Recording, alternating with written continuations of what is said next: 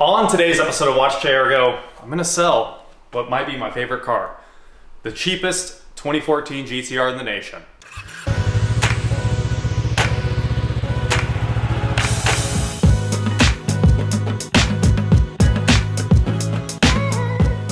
What is going on, guys? I am Watch JR Go, and today it's a very cold day, so we are here in my garage because this car's been sitting in my garage for about 8 months now, I think. I've had it for quite a long time, and I've put about 2,000 miles on it. So I really don't drive my R35 GT-R much, and I thought, let's sell it. Why not? It's an amazing car. We've taken it on one really good road trip with the crew. We went up to Arkansas, did Pig Trail, had a great time. It's on black edition wheels. This is actually just a premium, 2014 premium with I think 96,000 miles on it now. But like I said, black edition wheels instead of the premium wheels. I used to hate the black editions, but once I got the car, I kind of fell in love with it. And the car is, of course, perfection. The GT-R's greatness can never really be overstated. It is probably one of the best cars you could ever drive. You've got the Razor Blades, 911 Turbo S, AMG GT-R Pro, stuff like that. I mean, just perfect track cars. And then right beneath those, you have the old, this thing is a literal antique. It really hasn't changed at all since 2008. I think it's gotten worse, actually. You have the CBA cars, which were the ones with the transmission problems where they'd fail after, well, the warranty was void or something after 8 launches. And then you've got this car, which is a DBA. In 2012, they got facelifted and it became absolutely flawless. And then in like 2017, they redid the interior and made it horrible. This one has I love the interior on this one. You've got the polyphonic digital GTA gauges in there that show you everything about the car. It's pretty driver focused, it all feels right, fits together well. And then in 2017, they went in there, the car needed CarPlay badly, so they just slapped the Maximus interior in it, and it's so bad. I mean, it would make you want to throw up that people are paying $150,000 to $200,000 for new GT-Rs that have the Maximus screen and the Maximus climate control in it. It's bad. But this one, it's my favorite. I'm very happy with the car, but I don't drive it, so it's time to let it go. Kind of like a lot of the other cars that I don't drive. But it's got a drawback. It's dead. Completely dead, if I remember right. So this car has an aftermarket remote start on it, and I don't know why. It's either if the car is left unlocked or locked, probably unlocked, it just kills the battery. So it won't even honk the horn. It's that dead. Oh, it unlocked the car. Yeah, the door locks moved. But other than that, this thing is probably not going to start. And if you keep it on a battery tender, it never has an issue. And if you drive it at least once a week, it never has an issue. But I probably haven't driven it in a month, so it's very dead. So the access port lit up. It won't even flinch. Usually the gauges light up, and then it ignores that you wanted it to start. But it's that dead. Completely dead. So we're gonna go ahead and open up the hood. We're gonna put a battery in this thing today and get it to run again, and that's pretty much all it needs to be sold. And then we're going to talk about this car a little bit. One of the reasons I don't drive the R35 all the time is because I'm kind of an old man and it's a little too boy racer at heart. This car is just unbelievable when you want to go have some fun with friends, and it's crazy loud. It shoots fire every once in a while, but what I love is the 911 Turbo S more than any car in the world. Because first, it handles everything better. I mean, it's 10 years newer, so much more technology, so many more cool tricks, even though this thing still has plenty of tricks up its sleeve. Both dual clutches. This one's a very old dual clutch that doesn't do anything like the new ones. The shifts are honestly slow. It'll roll back on hills. It slams through shifts. The 911, if you take it out of sport, is just a comfy old man cruising car, and it shuts up, and you still got all of the power this has, you know, 600 to 800 horsepower with some simple bolt-ons, and it's all-wheel drive. Everything's the same.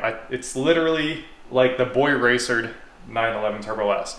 And then in that car, you hit Sport Plus, and you get fire, and you get the power, and you get faster shifts, and it holds gears better. Its transmission is light years better. I just kind of fell in love with that car, and once you've had the best, you don't really want this anymore. That's really the other reason I'm selling it. Great car, great power, super fun to drive, but it's not a 911 Turbo S. I think that's kind of another one of my hangups with this car. So battery's under here, and we're gonna have to take a bunch of the car apart to get the battery out. So there's this cover I've had to pull to jump it a couple of times. Battery terminals are right there, and maybe this thing can come out, but it really looks like we need to pull the entire cowl out of here. All of these fasteners, oh, the VIN plate's under that little cover. And then we should be able to get the battery out. So let's get busy. So we're gonna pop out all of our fasteners here. Oh, they're coming right out, no problem. I think the last time this car was driven, it actually went to Nissan to be fully serviced because our local Nissan dealership has a GT-R tech, and I wanted to make sure the Nissan dealer went over the thing. And I asked them to do like a full PPI on the car just to make sure everything was perfect. I didn't really want to work on it, and I wanted all the service to be documented, which it is. This car has insanely well documented service history. And they said everything was perfect, so I guess we're gonna go with what old or Nissan had to say. What they really had to say was like, why? They were like, it's just a GT-R, it's perfect, what could be wrong? So that's where we ended up at the dealership, and there's a little piece of trim on there, and this looks like it just pops out. Oh, it says clip behind. Where's this clip at?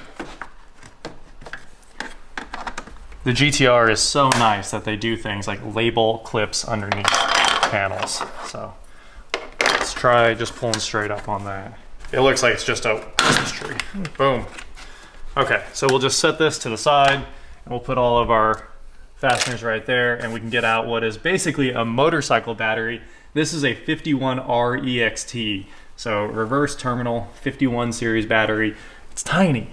It looks like just a 10 should get this out of here. And that always pops off, so that's what we're gonna grab. Everything on this car is super clean. And I think I'm gonna be selling this as the cheapest 2014 GT-R in the nation by a good margin, because I'm gonna ask $65,000 for it.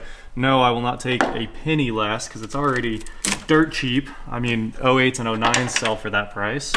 So it's kind of a giveaway, but better than just sitting in my garage all the time.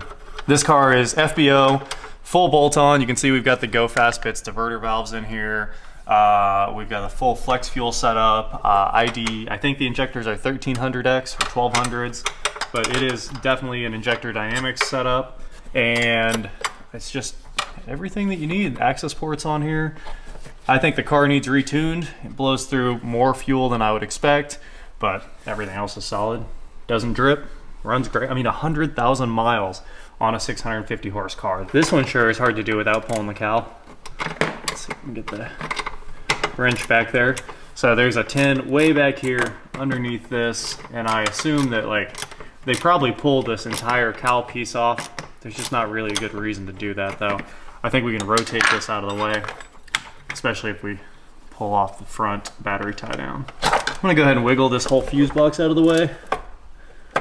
At least try to give myself some space. And I think that'll let me get this battery out without pulling the upper cowl off of there. Oh, we got the Superstart Extreme in here. That's a good battery. So, has been in here for 2 years. Oh, come on. It's there. It's right at the edge. All right, we got it. You really have to get that angle perfect to pull that off. Okay. Let's go swap this thing out. All right, we got it swapped out. Now back to the old work Cayenne. Let's go get this battery in. Maybe the GT-R can run again. Let's put this thing in here. It's definitely gonna be a challenge to get this in here, I would say. A challenge is the nicest way to put it. You know, one of those little fasteners down there. Yeah. I gotta snake it down in there. So here we go. It went ahead and popped that last fastener out that was holding this thing down. So it became even easier. All right, we got her in. Let's go ahead and get the battery hold down on. And after that's done here, we'll put this back and put the other one back. This thing just like slips down into the channel. So if we push it back up in here, like so, There we go. I'd say this is a lot easier if you pull it forward and up like that. A lot easier than the way I did it. I had to snake it through there. You'll just have to get it up and over the glass over here. And then back, there's a little channel in there. As soon as you get that channel lined up, it drops right back on. Tighten down our hold down. We're ready to drop our terminals back on. Anyway, this was an easy job. Obviously something anybody could figure out with just a, you know, if you've ever changed a battery. No different on a GT-R, other than you might cut your hand all up. And then put all the plastic trim back when you're done. So that is my 2014 GT-R that's going up for sale for $65,000. And it's a heck of a car. I do love this thing. Pearl white, love the pearl. It's in crazy shape for the miles, which we'll find out what they are in a minute, but I'm about 90% sure that it's 96,000 miles and change. When I bought this, I wanted to have one of the highest mileage GT-Rs in the world and drive this thing till well into the $250,000 or something like that. But now, you know, it doesn't get driven at all, so that means it's time to let it go. I had to jump it the last 2 times I wanted to drive it. Hey, there's power.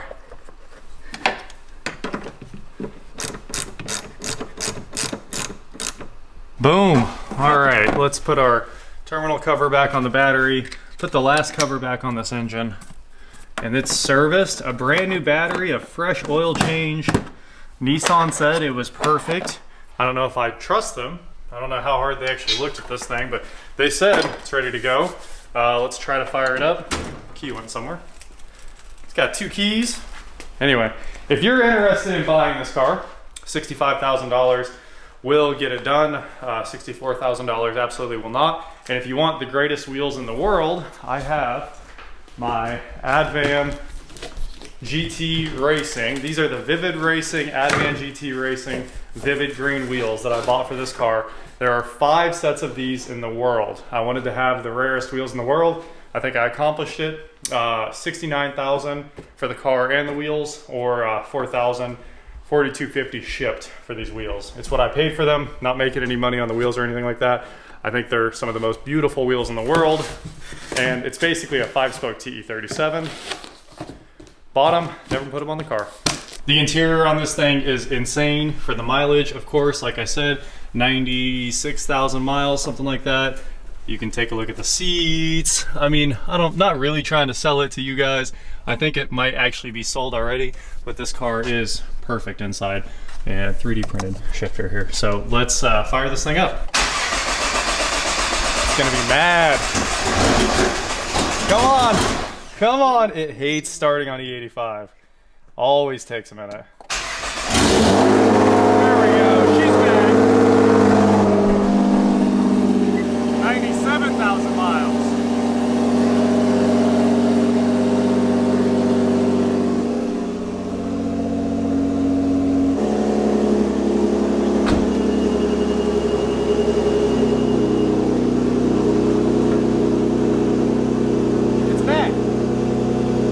Well, that's the story of my 2014 Nissan GT-R, ready to go. It was an awesome part of the fleet for a long time.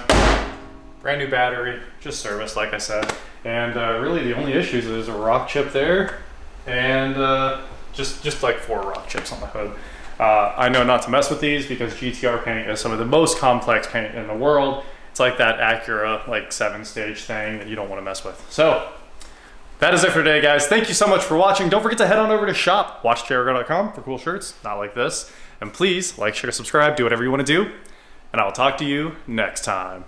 And it has these ridiculous eBay lights that say GT-R when the doors are open.